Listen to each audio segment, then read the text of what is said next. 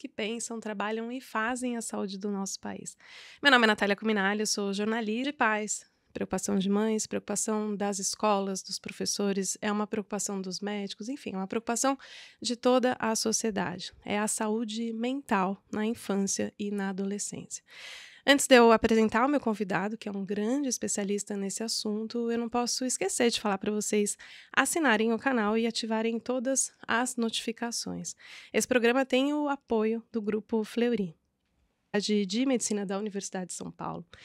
Ele é chefe do Serviço de Psiquiatria da Infância e Adolescência do Instituto de Psiquiatria do HC, na USP, presidente da Associação, vice-presidente, desculpa, da Associação Internacional de Psiquiatria da Infância e Adolescência, e ele já entrou para a lista dos pesquisadores ao Guilherme Polanzik. Seja muito bem-vindo, doutor. Muito obrigado, Natália. É um super prazer estar aqui com você. Está no Spotify, está nas plataformas de streaming, então vocês também podem assinar.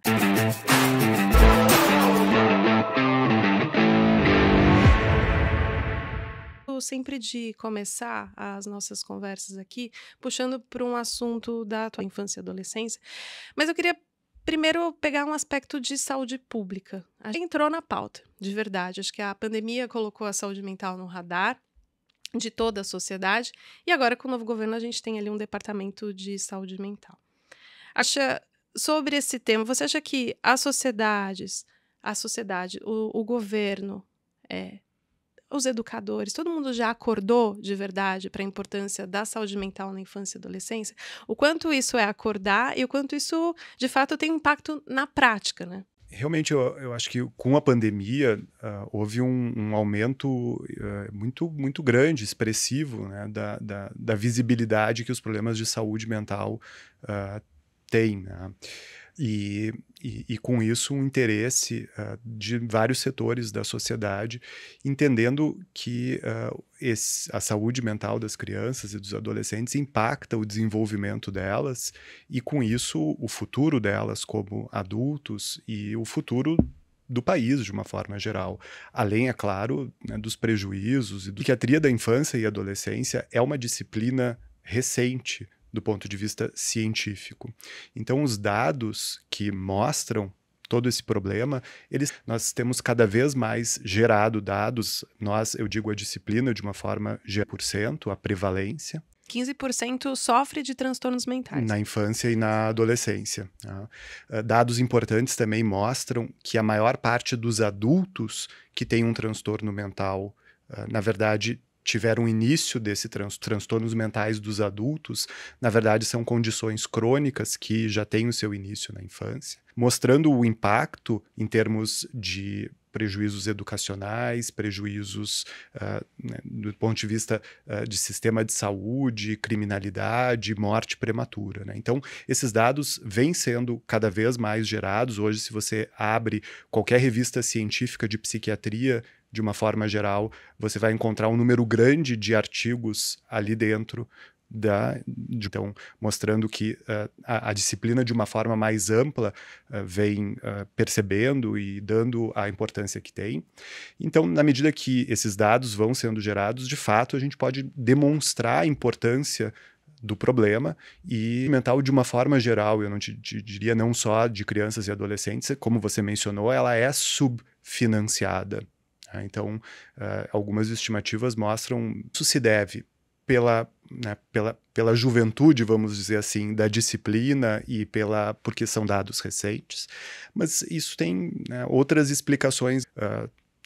Sofrem, ou as pessoas que têm problemas de saúde mental sofrem, e isso se reverte na dificuldade, né, de que as pessoas tratem sobre o tema, falem a respeito.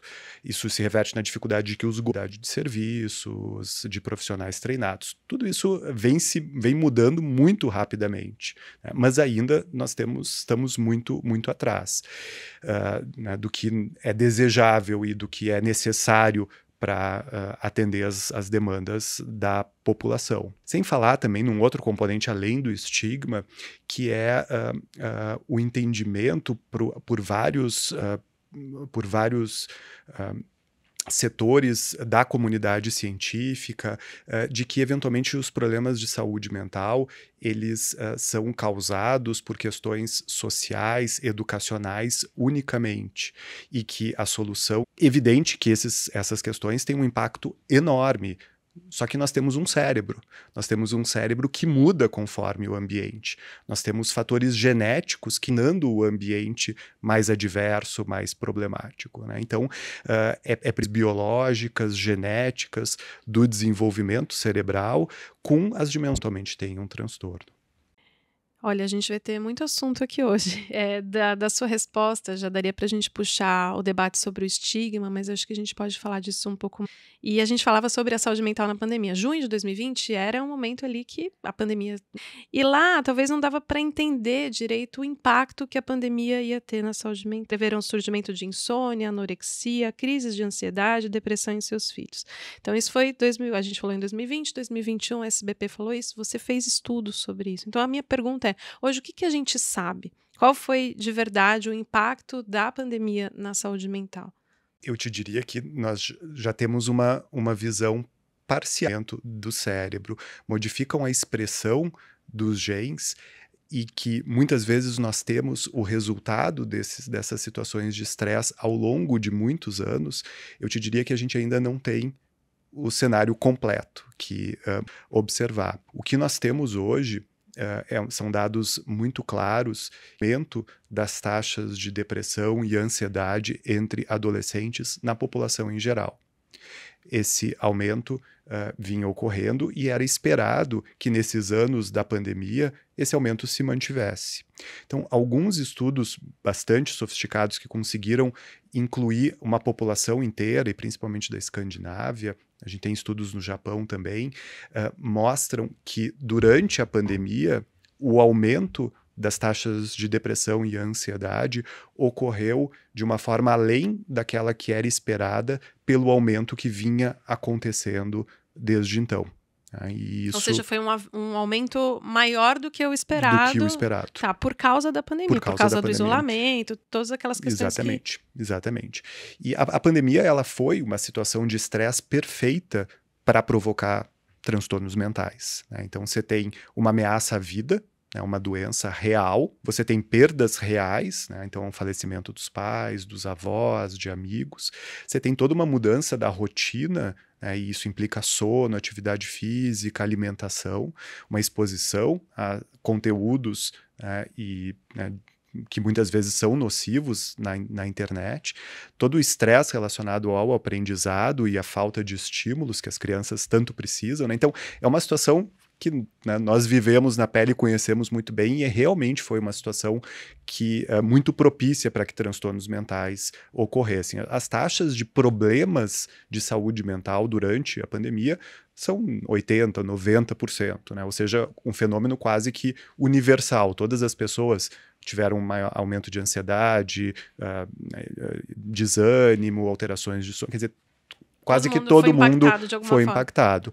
Mas algumas delas tiveram um impacto maior, né? E daí seja porque já tinha uma suscetibilidade genética, seja porque o estresse que aconteceu para essas pessoas foi muito maior, né? A força do estresse muito maior, ou seja porque já tinham características cognitivas, um relacionamento com os pais mais frágil, problemas educacionais, então já tinham um contexto social, emocional, genético favorável, e aí a situação de estresse naquele momento, né, provocou, né, o transtorno, e ainda, muito provavelmente, vai fazer parte de mecanismos individuais de pessoas que vão ter transtornos e que hoje, amanhã, daqui 1 ano, daqui 5 anos.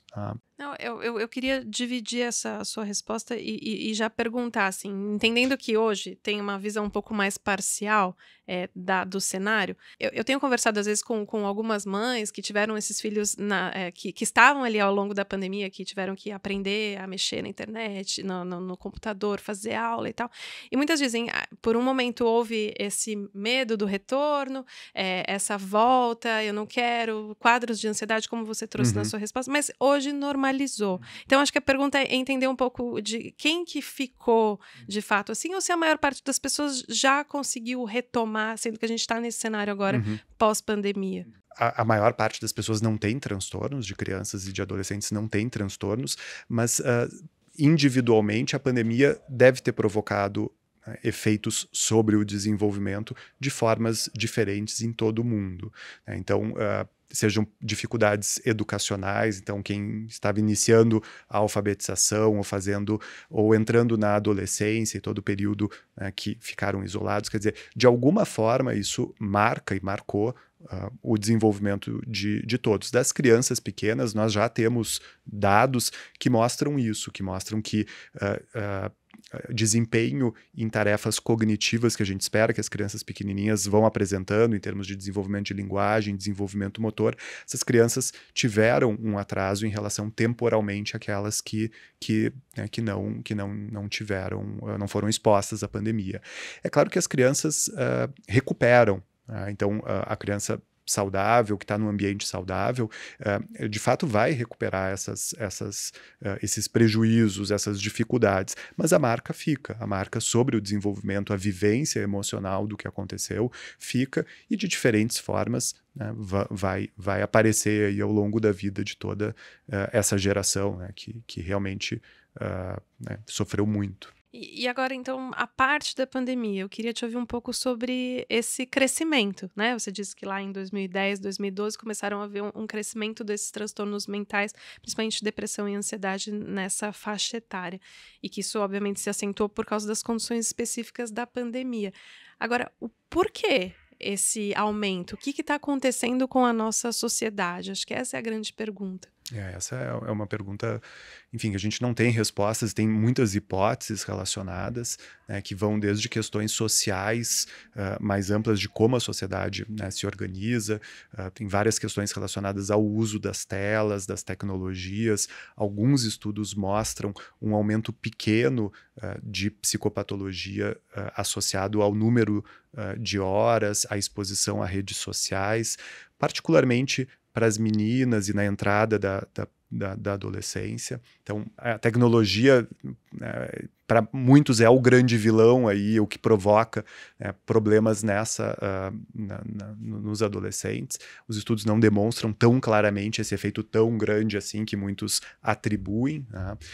Todas as questões relacionadas à mudança das famílias, e o suporte social mais frágil que as famílias vêm tendo, seja por mudanças, né, de países, seja por casamentos ou famílias uniparentais, e questões mais biológicas. Então, a gente tem visto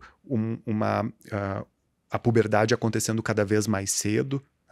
E a gente sabe que hormônios sexuais têm uma influência sobre o desenvolvimento do cérebro, e muitos transtornos eles passam a acontecer a partir da puberdade. Então, a depressão, por exemplo, que a gente está falando, antes da puberdade, ela é muito pouco prevalente. Menos de 1%. A partir da puberdade, principalmente em meninas, a gente vê um aumento muito grande, né, dessa incidência, isso naturalmente, né? Então, a gente sabe que os hormônios têm um impacto sobre o cérebro, e talvez a puberdade cada vez mais precoce, né, tenha esse efeito, né? Então, questões nutricionais, né, também entram nessas hipóteses, né? Então, a gente pensa em tudo que a sociedade, né, todas as mudanças que a sociedade vem passando.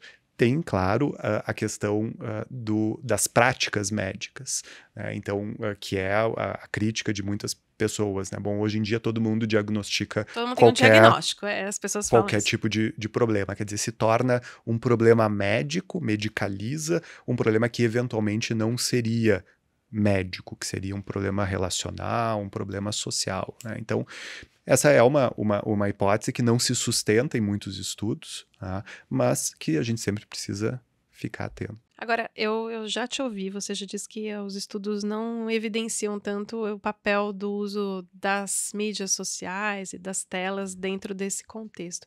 Mas, de fato, hoje, navegando, se você abrir o TikTok, ou qualquer outra rede social, muito voltada ali para essa turma, né, para os adolescentes principalmente, você é exposto a todo tipo de conteúdo. É muito difícil a gente não pensar que isso não impacta de alguma forma, que seja na autoestima, que seja na resiliência, que seja na formação de um adolescente.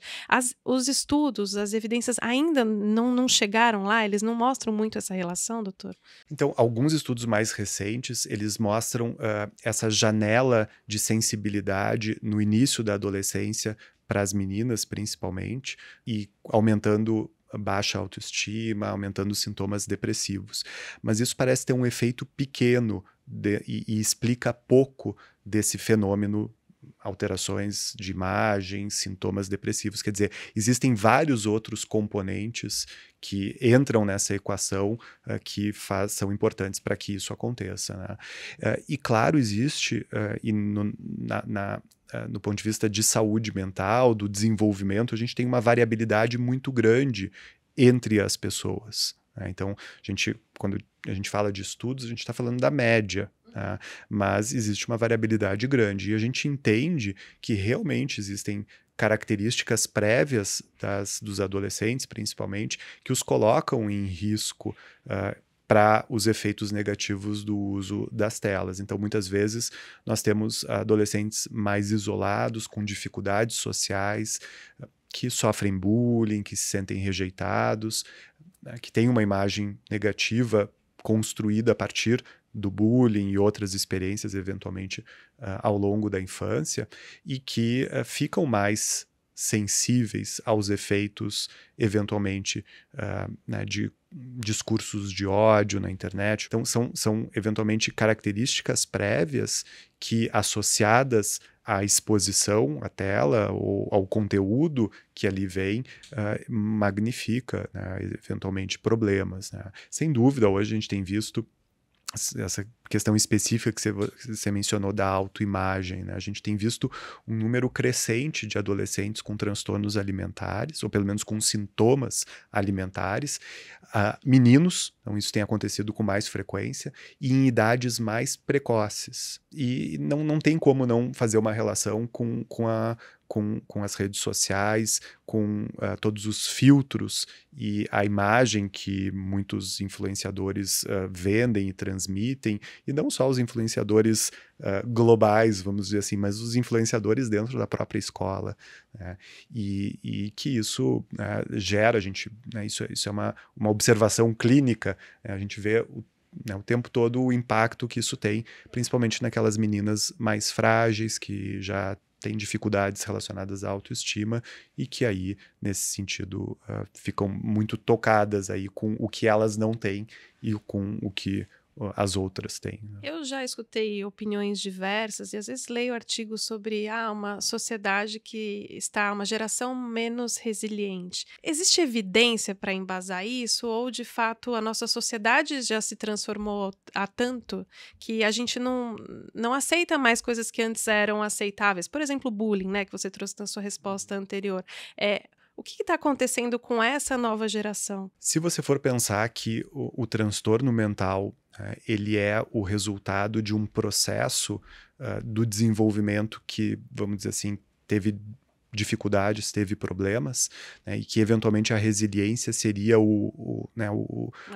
a proteção, o oposto, né, seria a capacidade de lidar com as dificuldades e aí conseguir lidar bem e conseguir se desenvolver bem. Então, essa pode ser uma evidência indireta de que, eventualmente, a gente tem né, crianças, adolescentes com menos resiliência. Mas a gente também precisa pesar a força de todos os estressores, né, que essas crianças e esses adolescentes estão tendo de lidar, né, que, muito provavelmente, não te diria, é difícil, né, dizer se é maior ou menor. É muito diferente, quer dizer, de fato, o que acontece em relação às redes sociais é um fenômeno, né, que 20 anos atrás não existia, né? Então, e a gente ainda, né, tem poucos estudos, né, que caracterizam de uma forma clara o efeito que isso tem, né? É difícil te dizer isso, que eu vejo realmente jovens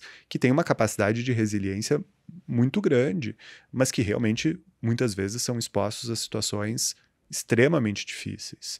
Então, é muito difícil essas conclusões generalistas. Não, faz muito sentido. E acho bacana te ouvir sobre isso, porque ajuda também a desmistificar, né? E também combate estigma, que esse é um ponto muito importante da gente trazer aqui. Se por um lado, antes a gente falava sobre saúde mental, mas ela não estava muito ali no radar, né? Eu lembro muito das minhas matérias antigas, que a gente já conversava no passado, da Veja, aquela capa de autismo. Sempre quando a gente falava de saúde mental, existia um grande destaque, mas era como se fosse um marco, alguma coisa ali que não fazia parte da vida das pessoas. Hoje em dia, pelo contrário, pelo menos a minha impressão de observar mesmo a forma como as pessoas se comunicam, embora ainda haja um grande estigma, as pessoas estão um pouco mais abertas a falar sobre isso. Inclusive, mencionando aqui novamente as redes sociais, o TikTok, o próprio Instagram.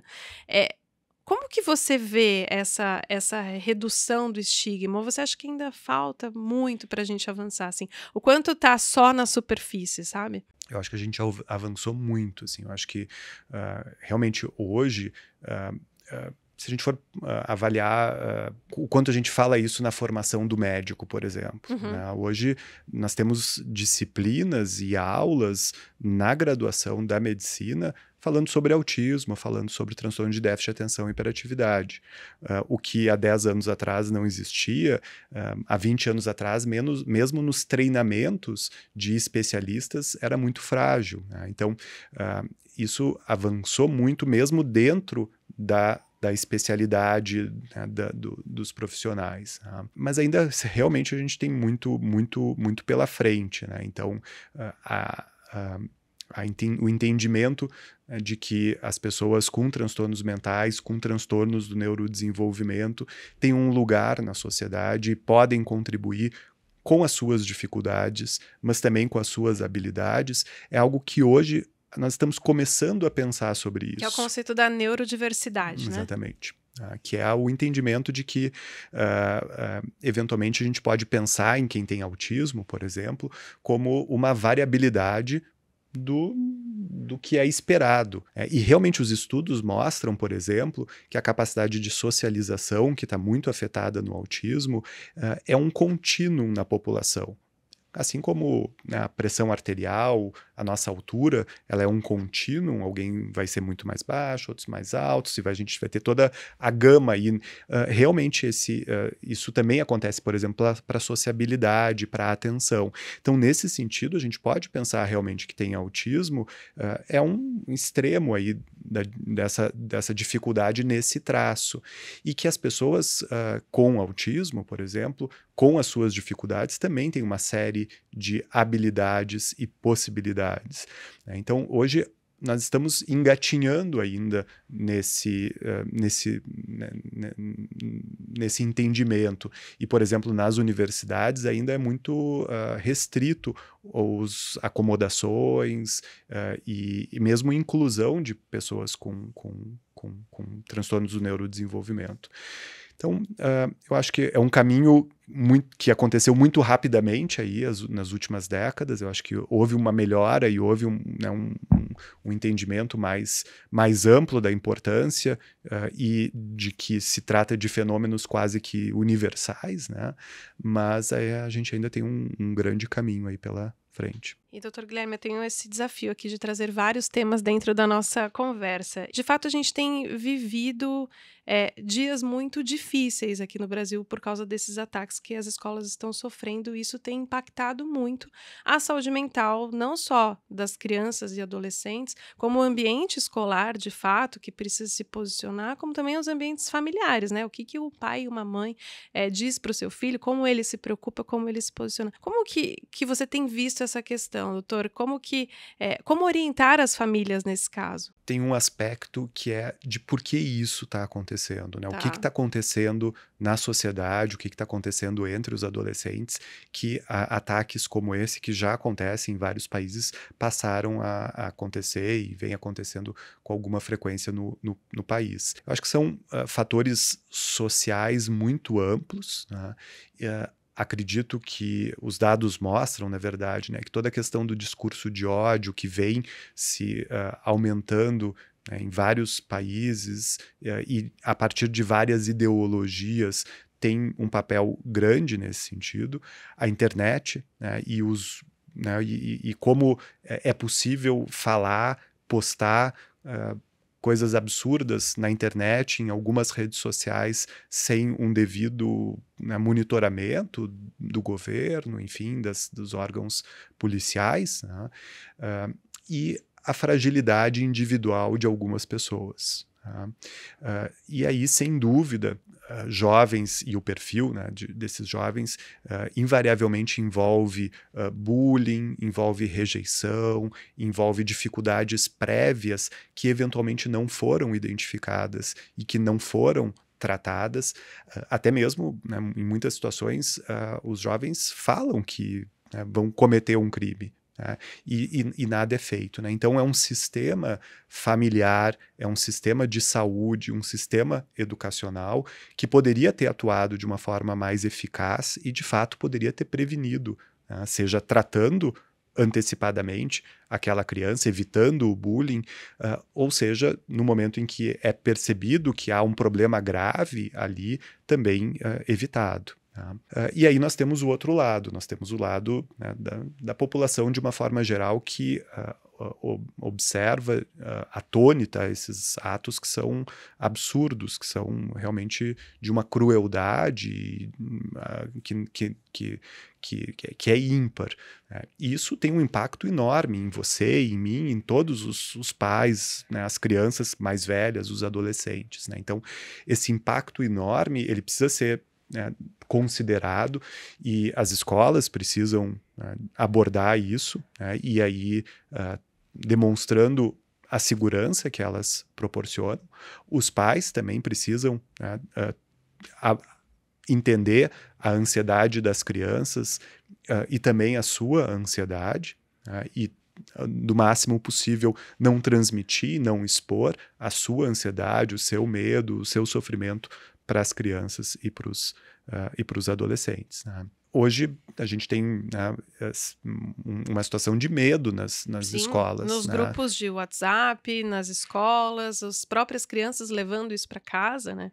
E com um impacto na saúde mental, com impacto no aprendizado, né, que é significativo. E a escola, ela sempre, e ela é vista como um espaço de segurança, um espaço saudável de desenvolvimento. Né? E se nós, como sociedade, de uma forma mais ampla, e os governos, né, não atuarem de uma forma importante, clara, e atuar não significa colocar um guarda na frente da escola, né?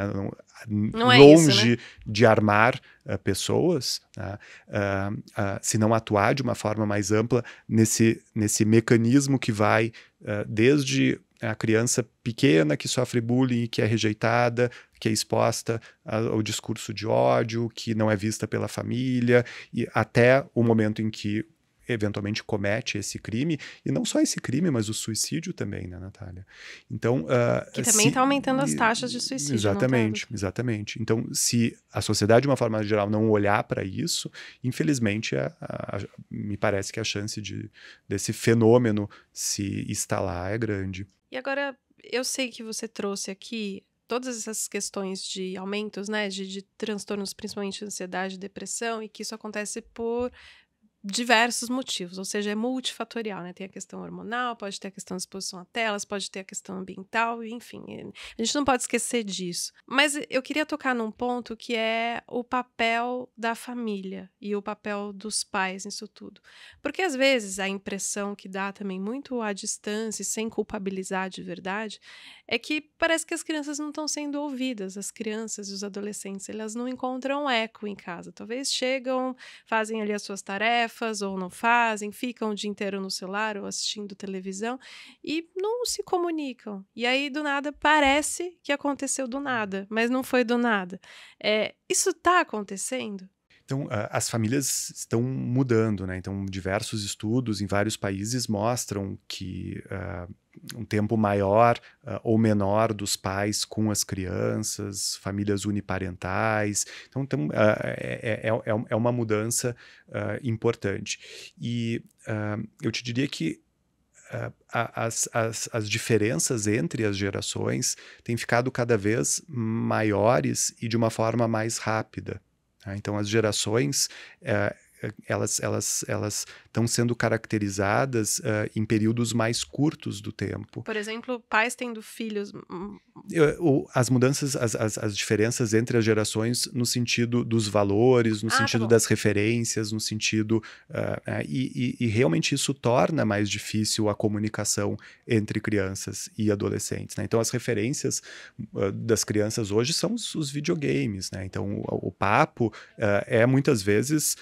questões específicas que acontecem dentro do videogame. As referências, né, você vai ver um filme, as referências têm a ver com eventos do videogame, né, no filme. Então, e isso, de fato, alarga né, o espaço entre pais e filhos e dificulta a comunicação.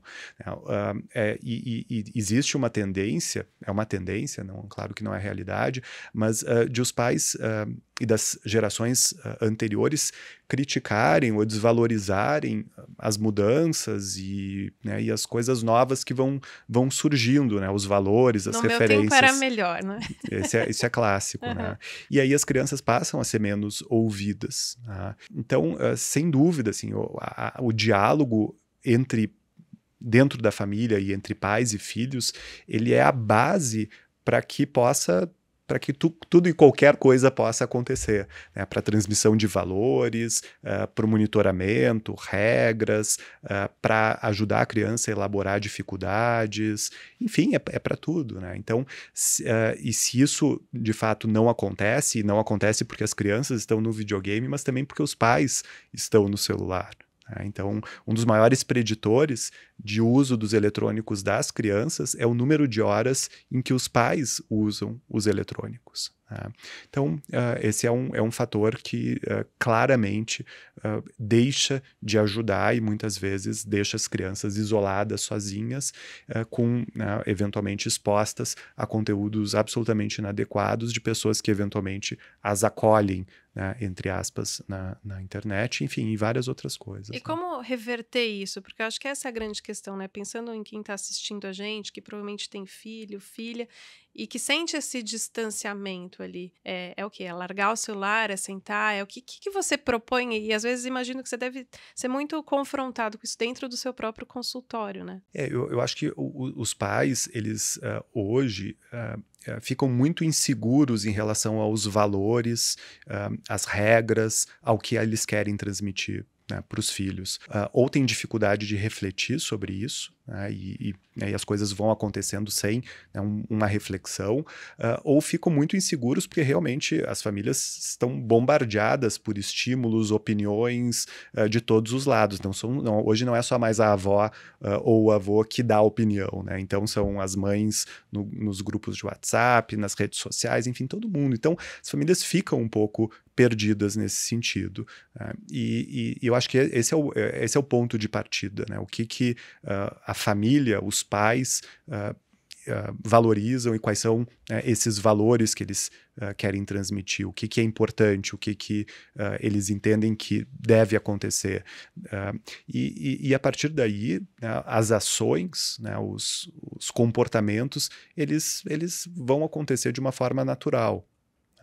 Mas sem essa reflexão, realmente, né, ficam todos perdidos. E agora, acho que um olhar mais de serviço. Que sinais que são importantes de serem percebidos, principalmente quando a gente está falando de transtornos mentais ali? O que é alerta? Então, alerta, luz vermelha, são falas sobre morte, falta de energia, não ir à escola, falta, né, de interesse em fazer coisas que antes eram divertidas, agressividade, irritabilidade muito grande, isolamento. Essas isso são aí situações... já é muito vermelho, né, Isso doutor? É super vermelho. E isso um super amarelo vermelho. ali, talvez.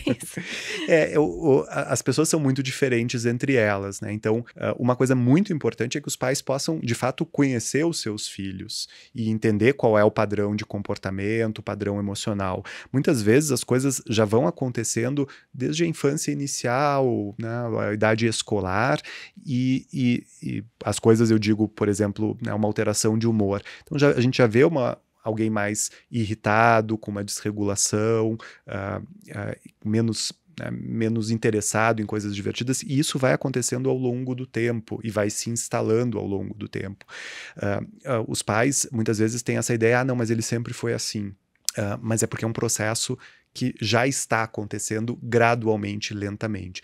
No momento em que, né, os pais conhecem bem, né, os seus filhos, conhecem as suas características, o fator mudança, o fator piora, o fator é um fator que é importante quando a gente vai pensar em instalação de um transtorno mental. Tá? Quando a gente está falando de transtornos do neurodesenvolvimento, autismo, transtornos do aprendizado, transtorno de déficit de atenção, nós estamos falando de características que já estão presentes, né, nos primeiros anos de vida e que o entendimento do que é um desenvolvimento esperado é fundamental para identificar que aquele desenvolvimento está acontecendo fora da trajetória esperada. Você compara. Exatamente. E nós temos, apesar da variabilidade entre os indivíduos, é surpreendente como o desenvolvimento acontece num processo mais ou menos orquestrado, porque é assim que os genes, é assim que o nosso cérebro funciona. Então as crianças normalmente andam mais ou menos na mesma faixa, falam mais ou menos. Então, existe toda uma ordem biológica, claro, influenciada pelo ambiente, mas existe esse desenvolvimento que é o que é esperado, e a partir do entendimento dele é mais possível identificar onde há os desvios. Perfeito, acho que esses dois olhares ali bem básicos, né, de conhecer o filho e ver se isso está mudando ao longo do tempo e comparar com os marcos, e sempre, né, acho que o pediatra nesse momento, no começo da vida, faz muita diferença. Imagino que, pelo que você disse, os olhares dos profissionais de saúde também está mais voltado para a saúde mental, né? Sem dúvida. Não chega só ali no psiquiatra, tem que ser essa equipe, todo mundo conversando. Sem dúvida. Né? Nós estamos falando, né, do desenvolvimento de uma criança, né? Então, as questões emocionais, elas perpassam o funcionamento da criança na escola, né, no dia a dia em casa, e aí os profissionais, pediatras, professores, fonoaudiólogos, outros profissionais que estão envolvidos com o cuidado em diferentes esferas, são muito, muito importantes. Né? Antes não era assim, né, doutor Guilherme? Era muito mais segmentado, né? Antes existia muito esse estigma. E realmente as crianças com muitas dificuldades eram aquelas encaminhadas, as crianças que não tinham tantas dificuldades ficavam no cada um tem o seu tempo, né? E eram tratadas como se não houvesse maiores problemas, ou como se os problemas em algum momento magicamente fossem desaparecer. E claramente isso mudou. As taxas de diagnóstico de autismo vêm aumentando, né, de uma forma bastante importante nas últimas décadas. A estimativa mais recente nos Estados Unidos é que 1 em cada 36 crianças de 8 anos tem o diagnóstico de autismo. Há 20 anos atrás, era 1 em cada 150. E isso se deve prioritariamente a um olhar mais atento dos profissionais. Claro que é possível que o diagnóstico tenha alargado um pouquinho as suas fronteiras, tá?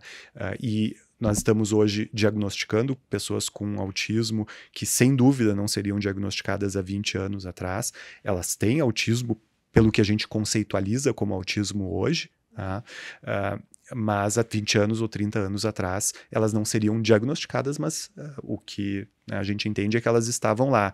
E essas taxas, elas variam muito conforme o estado, nos Estados Unidos especificamente, ou conforme características étnicas, o que apontam que realmente os serviços, as práticas dos profissionais e, eventualmente, questões sociais que impedem que alguns grupos étnicos, por exemplo, acessem os serviços, é o que direciona o aumento da taxa do diagnóstico. Acho que é importante a gente trazer esse aspecto. Você falou um pouco antes na sua resposta e agora trouxe novamente, né? Existe um pouco essa crítica da sociedade. Bom, agora todo mundo tem um diagnóstico. Qual que é a sua visão sobre isso? Todo mundo tem um diagnóstico? Qual que é o limite, assim? A gente está nesse momento em que as pessoas buscam e querem realmente se enquadrar num diagnóstico. Do lado dos médicos, também há esse excesso de diagnóstico. Enfim, quem se beneficia, né, desse momento, assim? Então, no momento em que a gente valoriza, conhece e entende os transtornos mentais, e isso é novo para a sociedade, realmente tem esse boom. Né? Então tem o pêndulo que vai para a direção de, bom, todo mundo então tem um diagnóstico. À medida que a sociedade entende esse diagnóstico e esse processo, e os profissionais também têm um treinamento adequado, esse pêndulo tende a ir para um equilíbrio. Tá? Então, eu acredito que muitas situações realmente são uma medicalização, né? Então, dá explicações, dá conta de problemas que eventualmente envolvem outras questões e não questões médicas, e que eventualmente o diagnóstico ou um tratamento farmacológico, por exemplo, seria uma forma mais objetiva e eventualmente rápida, né, na visão distorcida ou na ilusão de algumas pessoas de resolverem problemas, né, que são mais amplos. E aí eu acho que tem toda uma questão de uma dificuldade mais ampla de reflexão, de tolerar o que a gente não sabe, e toda a questão de não ter respostas imediatas e prontas. Então, acho que existe isso. Acho que esse é um elemento, certamente não explica o fenômeno. O que a gente entende é que tem muitas crianças, adolescentes e adultos sem diagnóstico. Claro. As estimativas mostram aí 80% dos adolescentes com transtorno mental na comunidade. Isso é um estudo em Porto Alegre e em São Paulo, quer dizer, então populações com acesso a serviços de saúde, teoricamente. 80% daqueles com transtorno sem tratamento, né, e sem diagnóstico. Então, existe uma enorme taxa de pessoas sem diagnóstico e que todo o que a gente vem conversando, as disponibilidade de serviços, treinamento dos profissionais, diminuição de estigma, vem possibilitando o maior reconhecimento. Né? Então, eu acho que tem esses diversos fenômenos sociais, médicos, da especialidade, e que é importante que a gente possa refletir como especialidade, né? Então, os psiquiatras da infância e adolescência. É importante, é fundamental, eu te diria, fazer essa autocrítica e olhar para as nossas condutas, para o nosso discurso, com esse viés crítico, entendendo aonde eventualmente nós estamos passando, né, o limite, porque a questão é que o diagnóstico, você sabe muito bem, né, Natália, o diagnóstico psiquiátrico ele tem um grau de subjetividade grande. Nós não temos não tem um marcador, né? marcadores específicos. Né? Então, a minha visão sobre o desenvolvimento infantil, o meu treinamento sobre desenvolvimento infantil vai influenciar se eu digo que existe ou não existe aquele problema. Né? Então, a gente tem que, considerando que há um espaço significativo para a subjetividade do profissional, considerando que a gente tem uma sociedade, né, com fatores, né, com fenômenos amplos acontecendo ali, né? Então, quando eu estou com uma mãe ou um pai na minha frente conversando sobre seu filho, atrás dos pais, né, tem as redes sociais, tem a escola, tem a exigência e a expectativa de que o filho seja, né, um super profissional numa universidade de ponta nos Estados Unidos, ou tem o medo, né, de que o filho tenha um transtorno do espectro do autismo e seja dependente na idade adulta. Então, se nós profissionais, quando estamos na ponta, não temos essa reflexão e essa visão ampla, né, de que muitos fatores estão acontecendo ali naquele encontro médico, a chance de que, né, nós cometemos erros e, né, as decisões clínicas sejam levianas ou sejam, né, não embasadas, é muito grande. Né? É interessante essa sua resposta, porque imagino que isso também seja uma mudança até de reflexão sobre esse tema, porque no passado, assim, muito tempo atrás, às vezes a gente perguntava isso nas entrevistas, acho que eu nunca te perguntei isso, mas assim, às vezes para profissionais, há um excesso de diagnóstico, precisa dessa autocrítica, e em geral, não, nós só temos o subdiagnóstico, e pelo que eu entendi da sua resposta, a gente tem os cenários paralelos, né? Tem o subdiagnóstico, mas também tem às vezes você acaba entrando nesse contexto dentro do que a sociedade te propõe, né? Sem dúvida. Eu acho que há algum tempo atrás, esse tamanho do subdiagnóstico e né, das pessoas não falando sobre transtornos mentais era enorme.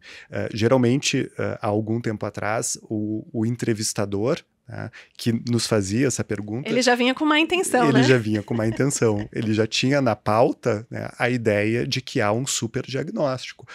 Existem matérias, enfim, na história do jornalismo de São Paulo brasileiro, né, que retrataram, né, de uma forma absurda, né, essa ideia de um superdiagnóstico, quando o que eles estavam falando é que o diagnóstico partiu de 0 e foi para 2%, e aí teve um aumento de milhares de %. Né, mas, na verdade, o diagnóstico absoluto era 0, por isso que o aumento foi tão grande.